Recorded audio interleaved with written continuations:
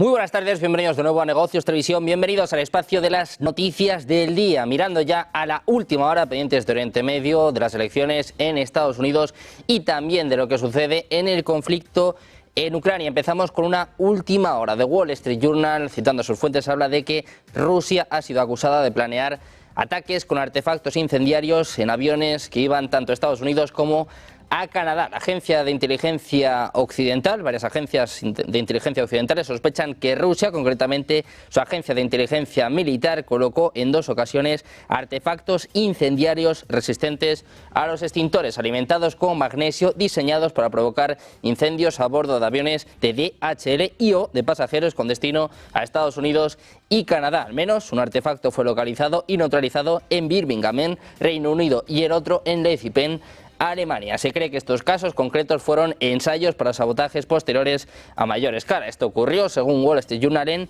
julio, pero subraya el esfuerzo que Rusia estaría realizando activamente para sabotear a los Estados Unidos y a los aliados de la OTAN, incluyendo el daño al transporte comercial civil.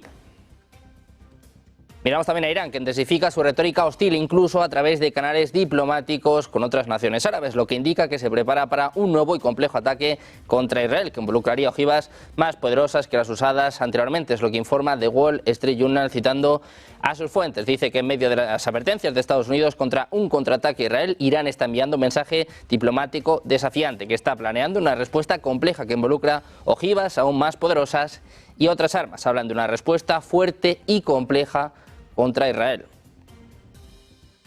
Precisamente Irán, que tiene planes de lanzar un ataque desde el suelo iraquí contra Israel en respuesta al ataque por parte de Israel del pasado 26 de octubre, sigue lanzando nuevos mensajes. En concreto, Ismail Baqai ha anunciado en una conferencia de prensa este lunes que Irán tiene patrones definidos de respuesta a Israel. Dice que van a emplear todas sus capacidades físicas e intelectuales para responder al régimen sionista. Cuando se le preguntó sobre los recientes comentarios del presidente iraní Masoud Pezeshkian de que un posible alto el fuego podría afectar el tipo y la severidad de la respuesta por parte de Irán, dice que su reacción a cualquier acto de agresión será decisiva.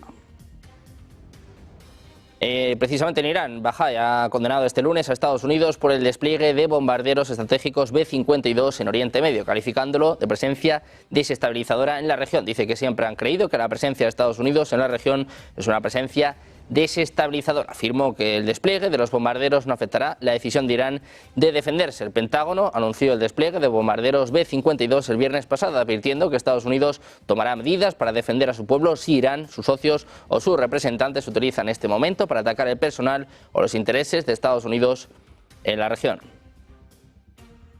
Miramos también a Israel, nuevo ataque, en este caso en Siria. Una explosión ha ocurrido en la ciudad de Sayeda Zainab, cerca de Damasco, en Siria. Es lo que informa este lunes la agencia de noticias Tasnim de Irán, citando a medios locales. Las defensas aéreas sirias se activaron para atacar objetivos hostiles sobre la capital. Varias personas resultaron heridas, en lo que Tasnim dijo que fue un ataque israelí dirigido contra una granja cerca del hotel del aeropuerto. Al mismo tiempo, la compañía aérea siria negó los rumores de que el aeropuerto internacional de Damasco fuera el objetivo. Agregó que el aeropuerto seguía operando con normalidad. Ha habido confirmación por parte de las fuerzas de defensa de Israel.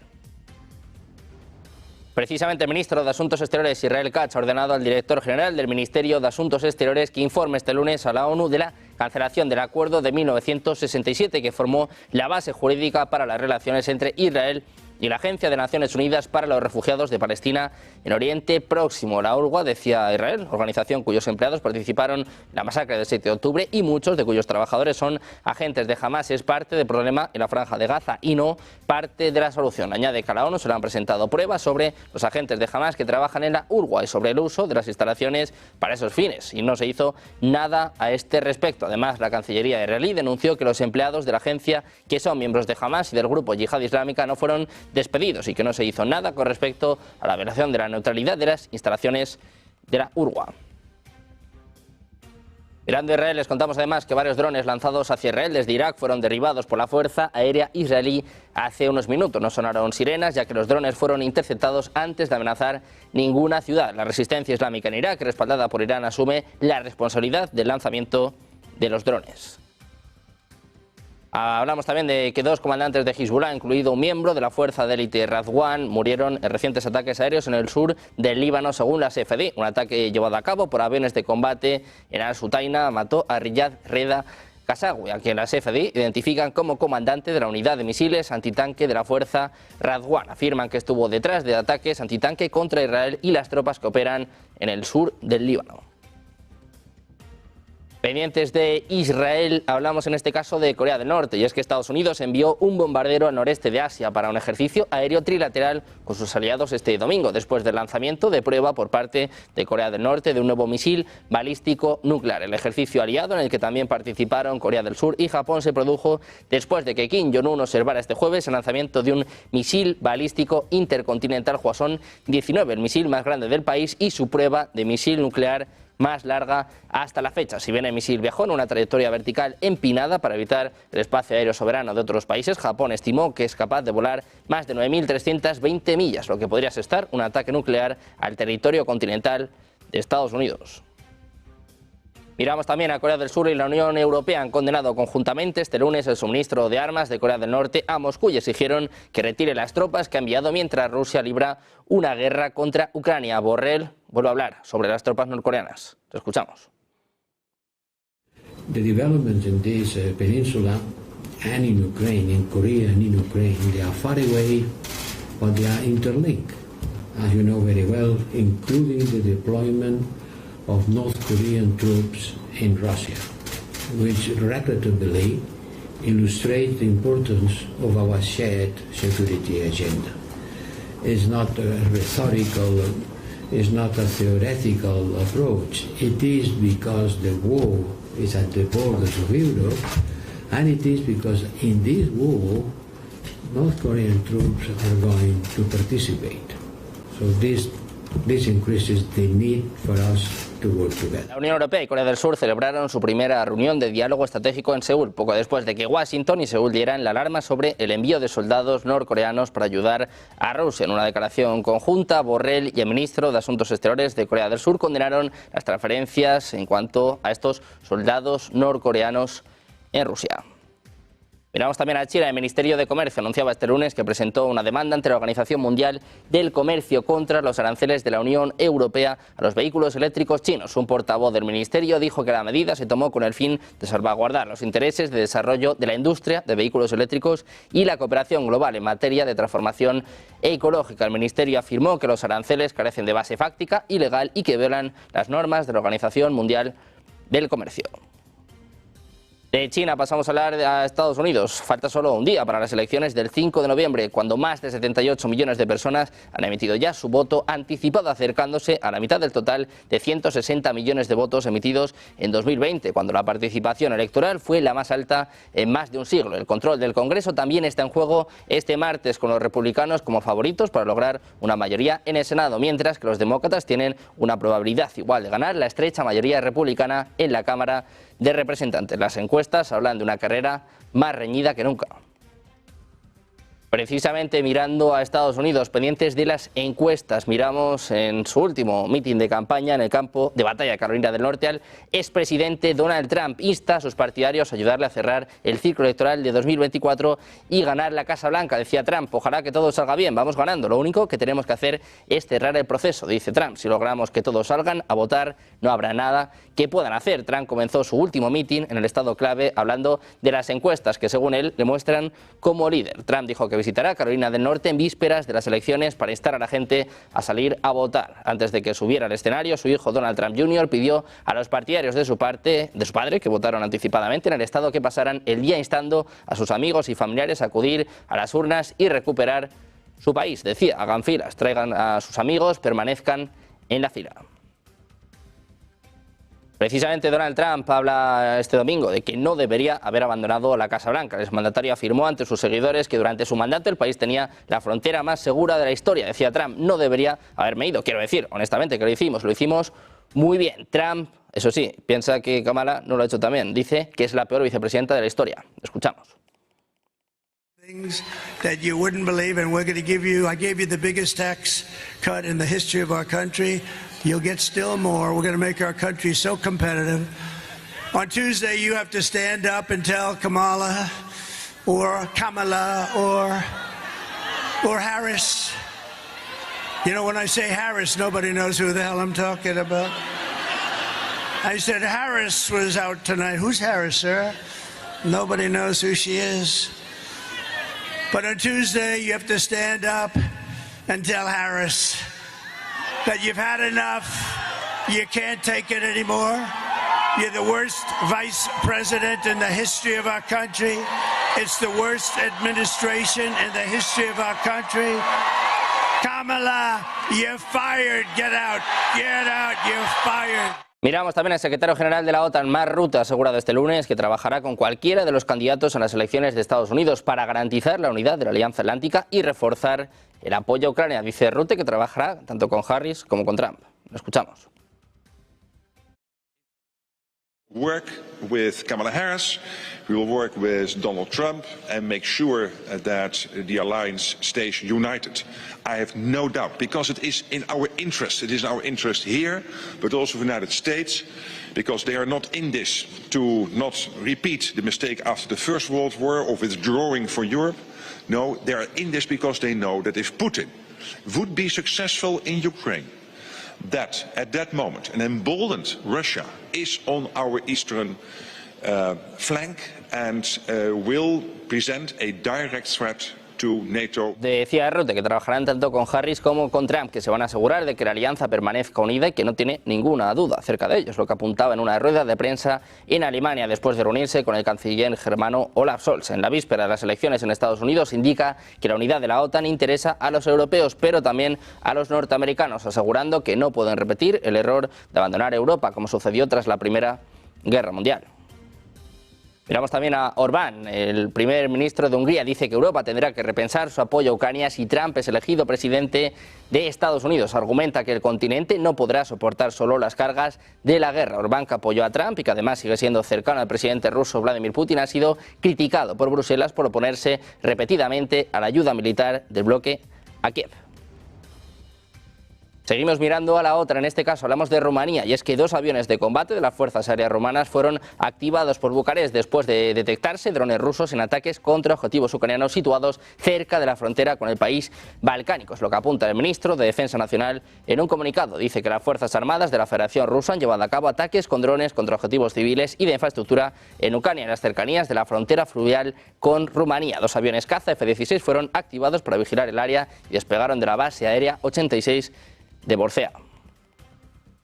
Miramos en este caso a Alemania. La ministra alemana de Asuntos Exteriores ha dicho este lunes que Ucrania necesita apoyo justo antes del invierno, el tercero desde el inicio del conflicto con Rusia. Decía Baerbock: contraatacamos esta brutalidad con nuestra humanidad y nuestro apoyo para que los ucranianos no solo puedan sobrevivir al invierno, sino para que su país pueda sobrevivir. De Alemania pasamos a hablar en este caso de Rusia. El presidente ruso Vladimir Putin se ha reunido con la ministra de Asuntos Exteriores de Corea del Norte durante su visita a Moscú, según anunciaba el secretario de prensa del Kremlin, Dmitry Peskov, en un comunicado de prensa de este lunes. Peskov añadió que en el encuentro también estuvieron presentes el exjefe de la diplomacia rusa, Sergei Lavrov, y el asesor presidencial para política exterior, Yuri Usakov. Anteriormente, Choe y Lavrov habían mantenido un encuentro personal. Más temprano, ese mismo día, en una conferencia de prensa, el propio Peskov reafirmó el compromiso de Rusia en su cooperación con Corea del Norte.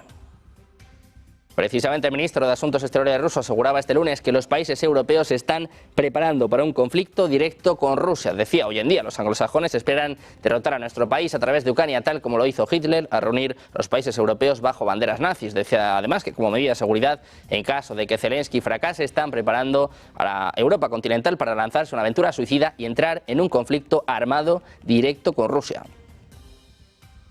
Precisamente mirando a Rusia, les contamos que ha multiplicado en el último año por 10 el número de drones kamikaze Shahid de fabricación iraní que lanza prácticamente a diario contra territorio ucraniano. Es lo que afirma este lunes el presidente de Ucrania, Volodymyr Zelensky, que dice que actualmente Rusia está desplegando 10 veces más drones Shahid que el otoño pasado y deben contrarrestar esto de forma efectiva. Es lo que apunta en sus redes sociales después de reunirse con su cúpula militar y ser informado de las medidas para hacer frente a esta amenaza por el jefe interino de la Fuerza Aérea. Con cerca de 2.000 drones lanzados, Rusia batió en octubre por segundo mes consecutivo su récord mensual de Shahids empleados contra Ucrania desde el principio de la guerra.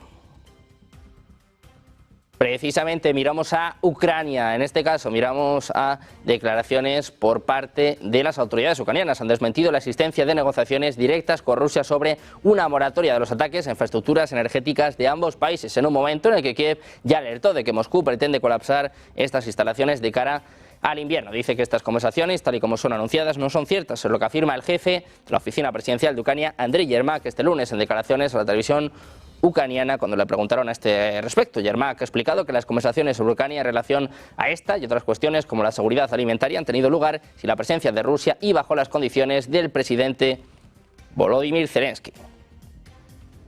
Mirando a Ucrania, por cierto, también apuntan a ataques a tropas norcoreanas. La agencia Bloomberg está apuntando, según declaraciones por parte de Andrei Kovalenko, el jefe del centro ucraniano, para contrarrestar la desinformación, que ya hay ataques a las primeras tropas norcoreanas en curso. Es lo que apuntaba sin dar más detalles. Corea del Norte estaría enviando cerca de 10.000 tropas, incluidas las fuerzas especiales de élite, en una medida que Mark Rutte califica como una escalada significativa del conflicto.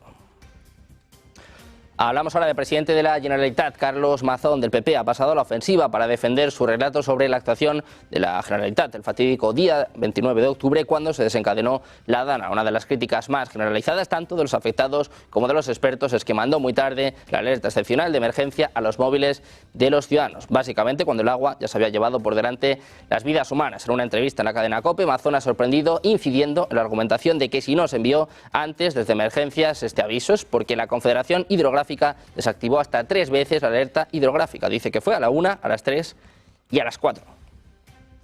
Mirando la tragedia en España, hablamos en este caso de varias informaciones. A ser preguntados por la falta de actualización en la cifra de fallecidos por la Dana, la delegada del Gobierno en la Comunidad Valenciana, Pilar Bernabé, que acompaña a Ángel Víctor Torres en rueda de prensa, ha señalado que no se pueden encontrar más cadáveres porque en la superficie no hay más cuerpos. Además apunta que darán las cifras que tienen en las próximas horas. Dice que estamos en la siguiente fase de entrada a los cauces y los subterráneos. Ahí trabajan militares y bomberos para achicar, es lo que señala, según informa El Mundo.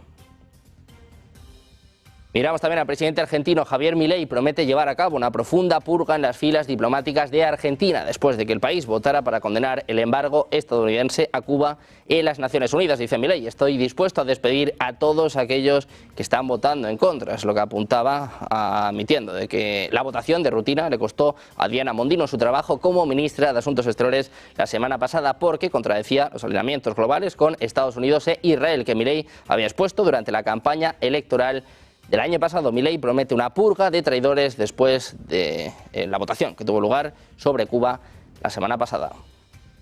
Miramos también a los BRICS. La alianza ha extendido la alfombra roja para dar la bienvenida a los países de la OTAN que comparten sus ideas para que se unan a la alianza. Este hecho podría conducir a un cambio de paradigma en el sector financiero global si las naciones occidentales se unen al bloque. El tira y afloja entre los países en desarrollo y las naciones occidentales se ha intensificado después de que el bloque pusiera en marcha la agenda de desdolarización. El portavoz ruso Dmitry Peskov se burló de Occidente por no permitir que los países miembros se unan a otras alianzas. Peskov destacó que los miembros de la OTAN pusieron una condición: o estás con nosotros o estás contra nosotros. Esas condiciones, dice, no existen en los BRICS y cualquier país es libre de solicitar su membresía, incluidos los miembros de la OTAN. El portavoz dejó claro que los BRICS no pondrán obstáculos como los que Occidente y la OTAN ponen en el caso de las membresías. La política de con nosotros o contra nosotros no se aplica en los BRICS. Dice Peskov que las condiciones que le gusta establecer en la OTAN, en la Unión Europea, no se van a establecer en los BRICS. Dice que nadie dice esas cosas y que eso hace que la organización sea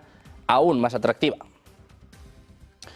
Y terminamos mirando las claves de los mercados bursátiles esta semana, marcadas por las elecciones en Estados Unidos, pero también por la decisión de la Reserva Federal estadounidense en materia de tipos de interés. También publicaciones de resultados empresariales a ambos lados del Atlántico. Igualmente, especial atención merecerán las elecciones en Estados Unidos, los PMI manufactureros que se den a conocer a ambos lados del Atlántico, las ventas minoristas de la zona euro y la reunión sobre tipos de interés del Banco de Inglaterra. En la región Asia-Pacífico, el foco girará en torno a la decisión sobre tipos de Australia, al PMI compuesto, Caixin de China y a la balanza comercial también en China. Pendientes de las claves económicas de esta semana, todo lo que se refiere a la geopolítica, pendientes sobre todo de las elecciones en Estados Unidos. Una pausa, unos minutos y seguimos con la mejor información en Negocios Televisión.